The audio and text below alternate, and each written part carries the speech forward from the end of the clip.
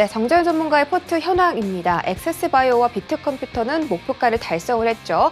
엑세스바이오가 수익률 17% 챙겨갔고요. 비트컴퓨터가 최근에 시세가 나왔습니다. 그때 매도를 한 시점에서 수익률 26% 달성을 했습니다. 한라홀딩스까지 12%대 강한 수익률 챙겨가면서 현재 전체적인 포트 종목들 수익률이 굉장히 좋네요. 다음 장 볼까요? 네, 다음 장 아난티와 보령제약 최근에 편입된 종목들 수익률은 약간 손실 보고 있습니다. 전략들 자세하게 들어보기 전에 정재훈 전문위원과 함께 하실 수 있는 방법 설명드리겠습니다. 네, 정재훈 전문위원과 장중에도 함께 해보고 싶으시다면 문자 받는 사람 샵 008-2번에다가 정재훈이라고 3글자 전송을 해주시면 함께 하실 수 있는 방법 보내드리고 있습니다. 많은 참여 부탁드릴게요. 자, 그럼 바로 불러보도록 하겠습니다. 위원님 안녕하십니까? 안녕하십니까, 정재훈입니다. 네, 반갑습니다. 전일 뉴욕 증시 일제히 상승 마감에 성공했습니다. 큰 폭의 상승은 아니었고 강보합권 정도의 움직임이었는데 연고점을 경신했음에도 불구하고 계속 랠리를 이어간다는 점이 증시에는 좀 부담으로 작용될 수도 있겠는데요. 오늘 우리 시장 어떻게 대응해 볼까요? 예, 오늘 한국 시장도 미국 시장의 흐름들을 좀 따라가지 않을까, 그렇게 좀 보여지고 있습니다. 강보합 정도에서 좀 출발을 하지 않을까, 그렇게 좀 예상을 하고 있는데요.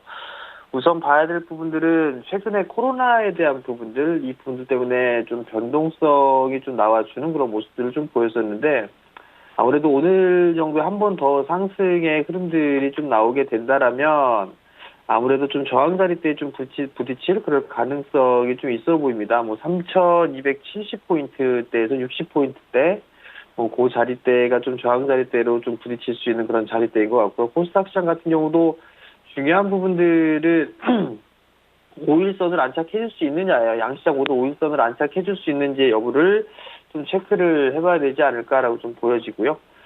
여전히 환율이라든가, 달러 인덱스라든가 이런 부분들은 좀 계속적으로 좀 체크를 해봐야 될 것 같습니다.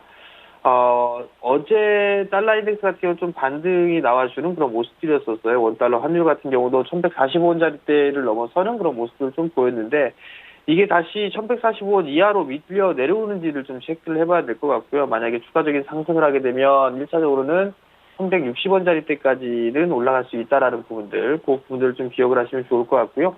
외국인 쪽에 있어서 어제 환매수가 좀 들어와줬던 부분들이 선물 쪽에서 좀 나타나주는 그런 모습들을 좀 보였습니다. 어제 8천억대의 매수를 좀 들어오면서 지수를 좀 견인해주는 그런 모습들을 좀 보였었고요. 거래소 시장 같은 경우도 마찬가지로 외국인 쪽과 기관 쪽에서 매수를 해주는 그런 모습들을 좀 보였는데, 오늘도 이러한 모습들이 좀 나와주는지 여부를 좀 봐야 될 것 같고요. 베이시스가 서서히 좀 돌아가는 그런 모습들을 좀 보여주고 있습니다. 어제 다시 콘텐코로 좀 전환되는 그런 모습들을 좀 보여주고 있는데, 이게 좀 더 이어지는지 여부를 좀 봐야 될 것 같아요. 만약에 다시 백어데이션으로 진행되게 된다라면 프로그램에 대한 매도 부분들이 좀 나올 수가 있다라는 거, 그 부분들 좀 기억을 하시면 좋을 것 같고요. 베이시스 차이에 따라서 비차익 쪽에 있어서의 매도 부분들이 좀 나오게 된다라면 시장은 다시 또 눌러줄 수 있는 그런 상황이 된다라고 좀 보시면 좋을 것 같습니다. 여전히 어닝 시즌이에요. 최근 들어서 이제 실적주들의 흐름들이 좀 좋게 나와주고 있는 그런 상황들이기 때문에 수급이 좀 개선되는 그런 종목군들 위주로 여전히 좀 지속 관심을 갖는 게 좋다라는 점 좀 말씀을 드리도록 하겠고요. 오늘 대형주들보다도 일단 중소형주들이 여전히 좀 수익률 게임에 유리하다라는 거, 그리고 삼성전자가 오늘 8만 원짜리대를 안착해 주는지 그 부분들까지 좀 체크를 해보시면 좀 좋을 것 같습니다. 이슈에이한 트레이딩을 좀 보게 되면 이제 조금 있으면 갤럭시 S 폴드 3가 좀 출시가 됩니다. 200만 원대에서 200만 원 이하대까지 가격을 좀 다운시켰는데요.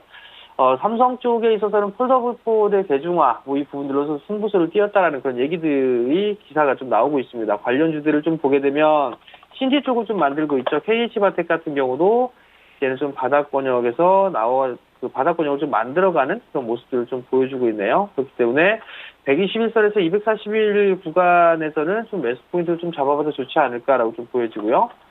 한솔 테크닉스 같은 경우도 좀 많이 밀렸어요. 많이 밀려 내려오는 그런 모습들을 좀 보여주고 있지만 박스권역으로 이제 기간 조정을 좀 들어갔다라는 점. BH 같은 경우도 PCB 쪽에 있어서의 실적이라든가 이런 부분들 2분기 실적은 좀 좋지 않을 거예요. 근데 3분기 때와 4분기 때 좀 실적이 좋다라는 거, 그 부분도 좀 기억을 하시면 좋을 것 같고요. 뉴파워 프리즈마 같은 경우는 UTG의 기술을 가지고 있는 자회사의 지분을 좀 가지고 있죠. 그렇기 때문에 뉴파워 프리즈마도 관심 있게 좀 보셔도 좋을 것 같고요. 두 번째 이슈를 좀 보게 되면 OLED TV가 이제 사상 첫 분기에 점유율이 두 자릿대 수로 성장을 해 나가고 있는 그런 모습들입니다. OLED 쪽에 있어서의 확산이 좀 가속되고 있다라는 점, 그리고 태블릿이라든가 노트북 시장에 OLED 패널을 좀 많이 늘리고 있죠. 25년도에는 세계 시장 규모가 70조 원에 육박할 것이다라는 그런 전망들이 좀 있는 그런 상황들입니다. 여전히 하반기 때는 LG 쪽과 삼성 쪽에 있어서의 디스플레이 신규 설비 투자가 좀 진행이 되겠죠. 중국 쪽도 마찬가지고. 그러면 거기에 따라서 관련주들도 좀 봐야 될 것 같아요. 우선 LG 디스플레이가 최근에 올랐다가 한 2달 정도 박스권역에서 있는 그런 모습들이죠. 조금 더 눌러주는 그런 모습들을 보여주게 된다면 매수 포인트를 좀 잡아와도 좋지 않을까라고 좀 보여지고요. ICD 같은 경우도 주가가 많이 못 올랐어요. LG와 삼성 그리고 중국 쪽에 있어서의 설비 투자를 하게 된다면 모두 다 장비를 좀 납품을 할 수 있는 그런 기업이죠. 그렇기 때문에 충분히 좀 수혜가 될 수 있다라는 거. 그리고 HB 테크놀로지 같은 경우도 검사 장비 쪽에 있어서는 독보적인 지위를 좀 영위하고 있습니다. 그렇기 때문에 이러한 종목군도 좀 봐도 좋지 않을까라고 좀 보여지고요. 제이스텍 같은 경우 이제 바닥을 좀 탈피해 나가는 그런 모습들을 좀 보여주고 있습니다. 후공정 쪽에 있어서 본딩 장비를 좀 만들고 있죠.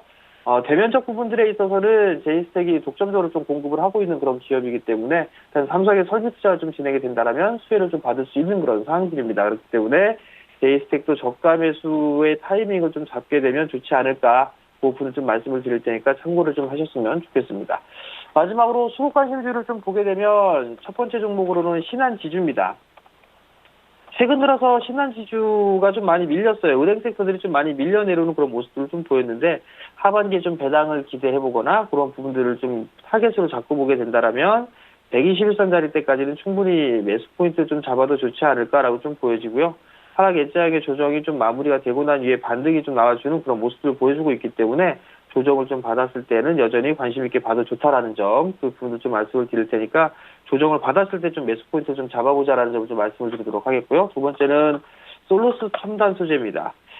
소재 쪽에 있어서의 종목군들이 좀 괜찮아요. 솔루스 첨단 소재 같은 경우도 박스권역에서 좀 진행이 되고 있는 그런 모습들이고 거래량이 조금 아쉬운 그런 부분들이 있는데 거래량이 좀 증가가 되는 그런 모습들을 보여주게 된다면 다시 고점 자리대를 넘어설 수 있는 그런 부분들이기 때문에 오늘 시장에 좀 관심 있게 보셔도 좋을 것 같습니다.